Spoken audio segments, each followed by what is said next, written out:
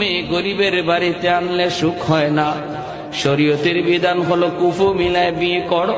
ধনীর মেয়ে দিতে চাইলেই গরিব তুমি বিয়ে কইরো না রে যুবক। বিয়েটা ছেলে খেলা নয়, এটা একটা জীবন জড়িত, ঠিক কিনা জোরে বলেন? এজন্য শান্তি যদি চাও নিজের সমপর্যায়ে যাও, শান্তি যদি চাও সংসারে সমপর্যায়ে যাও, উঁচুতে যাইবা না। মায় কয় বাবা যাইস না যাইস না যাইস না, কিন্তু ছেলে মানল না, কারণ তার তো একটু সম্পর্ক হয়ে গেছে, মহব্বত হয়ে গেছে।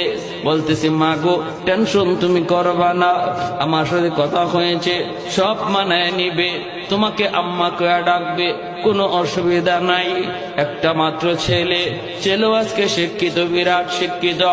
মা ছেলের কথায় পড়ে গেল, ঠিক আছে বাবা নিয়ে আস, অনুমতি নিয়ে বিয়ে করে ফেলল।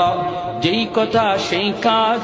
ধনীর মেয়ে গরিবের ঘরে আসলো, কিন্তু মাকে মা হিসাবে মানতে পারে না। আসেনি না নাই জুড়ে কোন আসেনি না নাই? অসংখ্য নজির।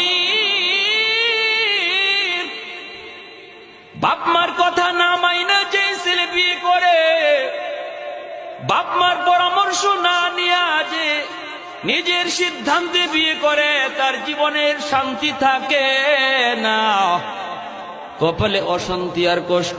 সেদিন কিন্তু বাপ মারও কিছু বলতে পারে না।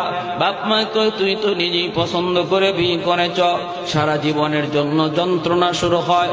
এজন্য বলি রে যুবক, বিয়েটা একটা ছেলে খেলা নয়, এটা একটা বিশাল একটা জীবন জড়িত।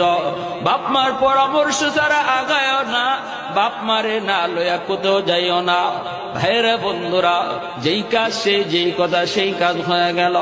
মাকে মা হিসাবে মানতে পারে না। ছেলে অফিস থেকে যখন বাড়িতে ফিরলে পরেই তো দেখা যায় মার বিরুদ্ধে নালিশ দেয়, মার বিরুদ্ধে নালিশ দেয়, মার বিরুদ্ধে নালিশ দেয়। এক পর্যায়ে বউকে নিয়ে আসে, মাকে গ্রামে ফালাইয়া শহরে চলে গেল। মা যেই মা ছেলেকে ফালাইয়া বাপ মার কাছে যায় না, এই ছেলে মাকে ফালাইয়া শহরে চলে গেল। এমন হয়নি না হয় না? বাপ মা সন্তান বলতে পারে না, কিন্তু সন্তান বাপ মা ভুলে যায়।